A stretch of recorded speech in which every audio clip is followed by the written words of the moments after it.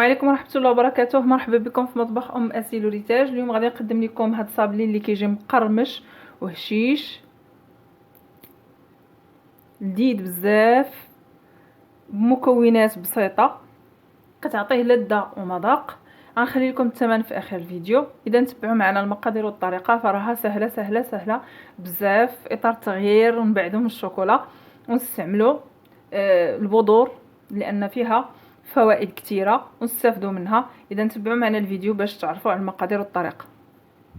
بالنسبه للمكونات ديال هاد القيقصات حلوين، هنا غادي نحتاجوا 100 غرام ديال الزبده حيوانيه، زبده ديال الماكله ماشي المارغرين باش يفهموا الاخوات. هنا عندنا 60 غرام ديال سكر سنيده، غادي نحتاجوا البيضه، قبيصه ديال الملح، وغادي نحتاجوا هنايا رابعه ديال الدقيق اي 250 غرام، وكميه ديال الكريم فريش. ندوزو للطريقه اللي هي سهله. في قصعه غادي ناخذوا الزبده اللي هي بحراره المطبخ،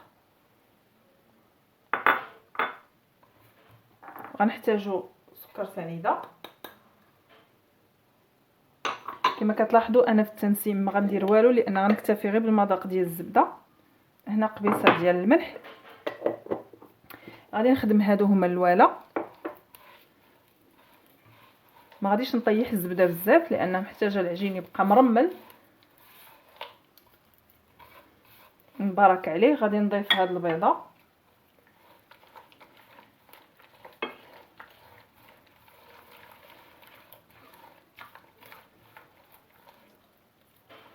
ونضيف الدقيق اللي غادي نجمع به هاد الخليط او نرملو بالاحرى.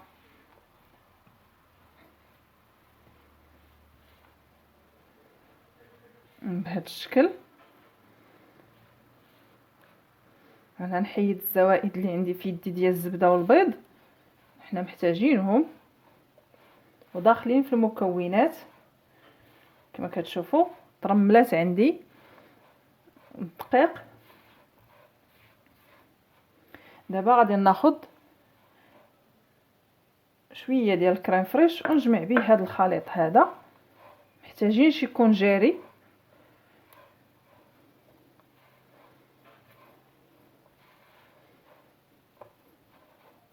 كتشوفوا راه ما تندلكش غير تنجمع. نحاول نحيدوا هذا الشيء اللي عندنا في يدينا. كما قلت لكم راه داخل في المكونات ولا نقصناه تنقصوا منهم. صافي ها هي تجمعات تقريبا ملعقه كبيره ديال الكريم فريش بحال هذا الشكل. صافي غادي نجمع نديرها في الثلاجه نخليها ترتاح شويه على من حين غير هاد الواني نغسلهم ولا القشوع كما كيقولوا الشماليين. صافي غادي نديرها في الثلاجه دابا وندوز باش نخدمها غير ترتاح شويه على ما نحيد هاد الواني هادو. هنا خرجت العجين ديالي من الثلاجه وجوج بلاستيكات فوقاش غادي نسرح العجين. غادي ناخذ جزء من هذا العجين هذا. هنا كما كتشوفوا غادي نحتاج لجوج مراشم من نفس السيري، هادو اللي تيجيو قد هكا.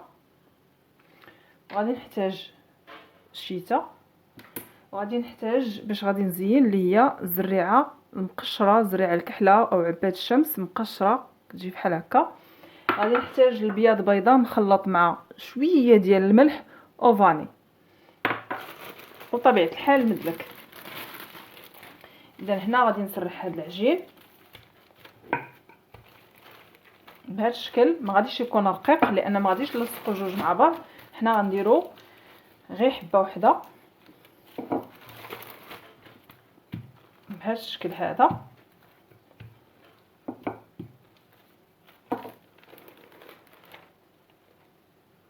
باش يسهل علينا كنحيدوا البلاستيك ونعاودوا نرجعوه لان كنعرفوا الخدمه بالزبده سبيسيال ماشي بحال المارغرين.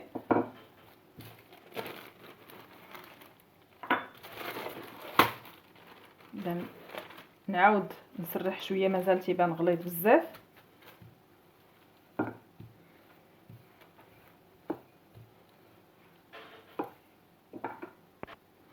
هنا غادي نقطع الصابلي ديالي كامل بالمربع الكبير بهذا الشكل.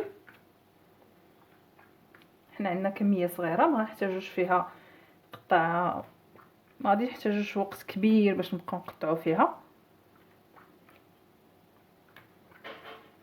صافي كناخذوا قطع الصابلي ديالنا نديروها في الطاوه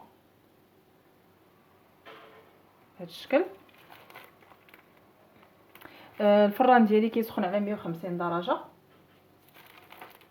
الا عذباتكم هاد العجينه شفتوها ما سهلش عليكم باش تهزوها من البلاستيك، فدخلوها الفريغو في الطاوه وهي مقطعه بهذا الشكل مربعات، دخلوها الفريغو حتى تشد راسها، عاد خرجوها مباشره للطاوه ديالكم.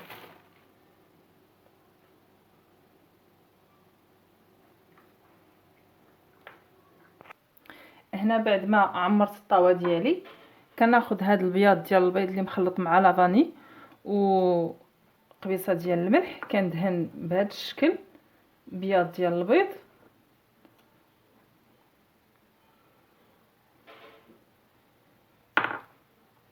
وقبل ما ينشف كناخذوا القطعه الصغيره في هذا السيري، كنجي كنحطها هنايا فوق من الصابلي. حاولوا نجيبوها اللوص، كنحطوا كنديروا الزريعه. علاش غير باش شدنا داك لا فورم يجينا هنا على شكل مربع. نثبتوا هاد الزريعه بحال هكا، عكس الا درناها بشكل عشوائي.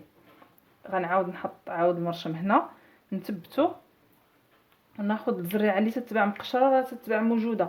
ممكن انكم تعوضوها بالزجلان، ممكن انكم تعوضوها كذلك باللوز، ممكن انكم تستعملوا اي مكسرات بغيتو ولا اي فاكهه جافه. بهذا الشكل هذا نثبتوها، نعاودو نيطاليوها باش تثبت مزيان.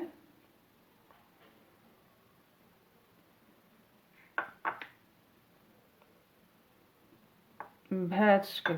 اذا غادي نكمل انا بنفس الطريقه.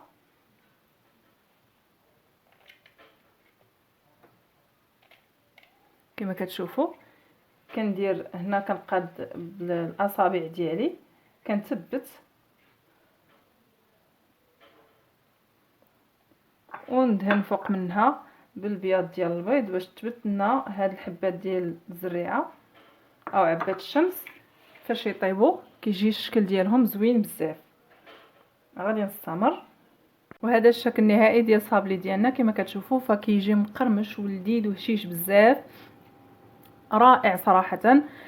كونوا على يقين انكم اذا جربتوه في الدار ما غاديش يبقى، غادي تخدموه وتعاودوه، والا طلبوه لكم الكليان فهما حتى هما غادي يكونوا راضيين على هذا الصابلي هذا، لان صراحه لذيذ لذه لا تقاوم. بالنسبه للثمن ديال هذا الصابلي هذا فابتداء من 100 درهم على حسب نوعيه الزبده اللي غادي تستعملوا. انا هنا كما كشفتوا خدمت بزبده سبيسيال، والزريعه المقشره خدمت بها وهي ما محمراش. فكنتمنى انكم تجربوا هذا الصابلي فعلا، لانه حقيقه كيجي رائع جدا. بالنسبه للكميه ديال العجين اللي خدمت معكم فعطاتني نص كيلو. هنا هذا الطبيسيل هذا فيه نص كيلو بالتمام والكمال. كنتمنى ان الفيديو ديال اليوم يكون نال الاعجاب ديالكم. كنتمنى كذلك انكم تخليوا لي لايك، تعليق، وتبارطاجيو القناه، وتستافدوا كذلك وتوصلوا للاخوات اللي كيخدموا الطلبيات باش نستغناو في بعض الاحيان خاصه في الصيف على الشوكولا، وحتى الا ما عندناش اللوز وعندنا مكونات اخرى ممكن اننا نستعملوها. كنتمنى انكم تستمتعوا بمشاهده الفيديو، والى اللقاء في فيديو قادم ان شاء الله.